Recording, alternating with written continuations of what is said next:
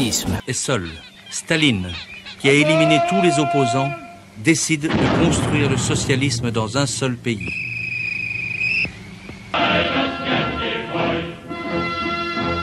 Construire le socialisme dans un seul pays. Au début des années 30, Staline impulse le grand tournant et offre cette grandiose perspective. Cette immense percée pour arracher la Russie à son arriération. Le socialisme selon Staline, c'est l'industrialisation et la collectivisation. Товарищ Ленин мечтал о 100 000 тракторов на наших полях.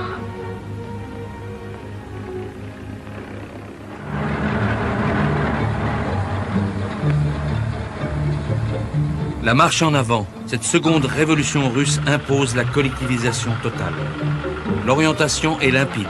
Supprimer la propriété individuelle de la terre, y substituer la gestion collective grâce à des méthodes modernes et mécanisées.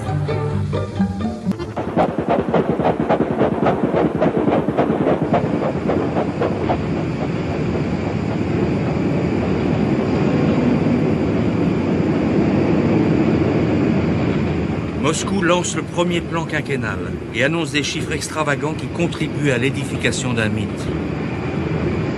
La production industrielle doit progresser de 136%. 2000 nouvelles usines seront construites. Le plan est le nouveau front, l'instrument de mobilisation de la population dans la guerre industrielle. Le monde regarde un géant sortir du néant.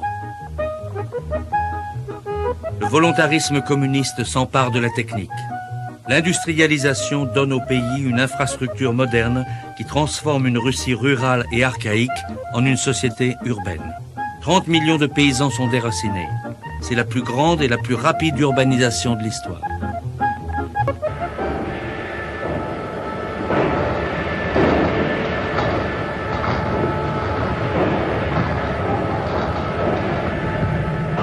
L'armée industrielle a besoin sans cesse d'être stimulée.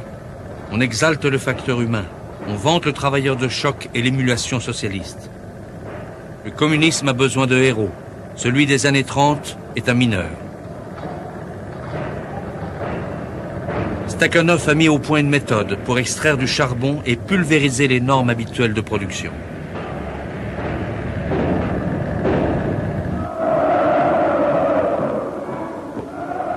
Dans tout le pays, il est donné en modèle. Le stakhanovisme, c'est le dépassement de soi pour la victoire du socialisme. Problème. Pour Staline, dès les premières années, les mauvaises nouvelles s'accumulent. Sa politique se révèle décevante. En multipliant les grands projets industriels, Staline a sacrifié la vie quotidienne. La population russe augmente. Mais la construction de logements ne suit pas. Des familles entières doivent emménager ensemble dans des appartements réquisitionnés et s'entasser dans de tout petits espaces.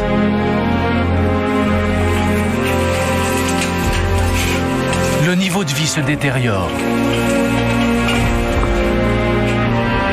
Pour preuve, ces images tournées clandestinement dans les rues de Moscou.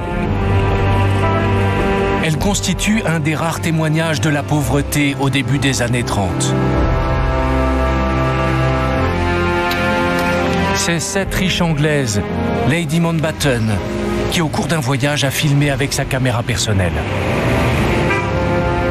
Je vois partout des signes de malnutrition.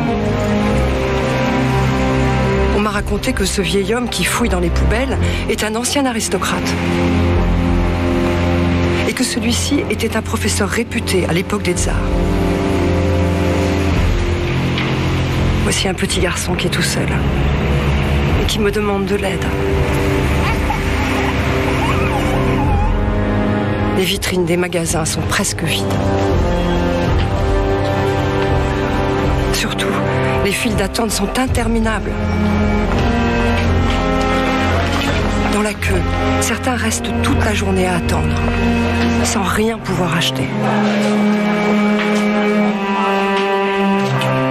l'URSS, le rêve communiste est déjà en train de se finir.